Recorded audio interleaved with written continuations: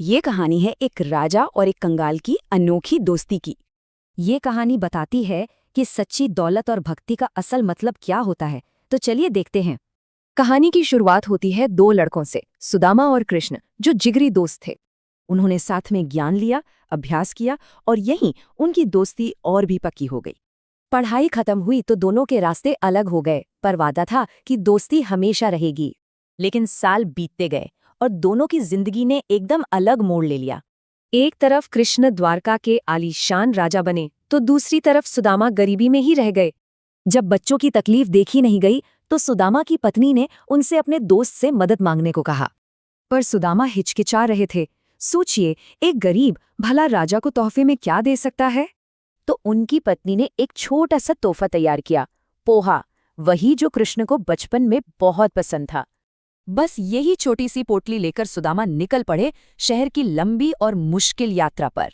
महल पहुंचते ही कृष्ण ने अपने दोस्त को देखा और दौड़कर उन्हें गले लगा लिया।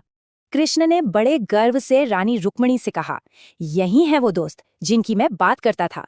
सोचिए, राजा ने खुद अपने हाथों से अपने गरीब दोस्त के थके हुए पैर धोए।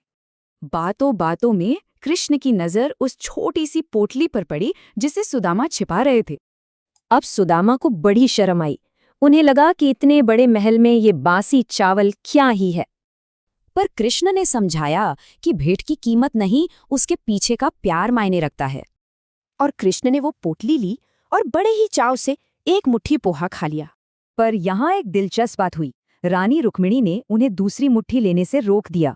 उन्होंने बताया कि पहली मुट्ठी ही सुदामा को धनवान बनाने के लिए काफी थी। अगली सुबह सुदामा घर लौटे।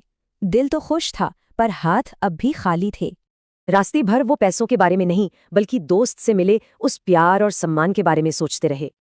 सुदामा समझ गए, सबसे बड़ा तोहफा तो उन्हें पहले ही मिल चुका था, भगवान की कृपा। तो दोस्ती की असली दौलत क्या है? पैसा या रुतबा नहीं, बल्कि प्यार, इज्जत और सच्ची भक्ति।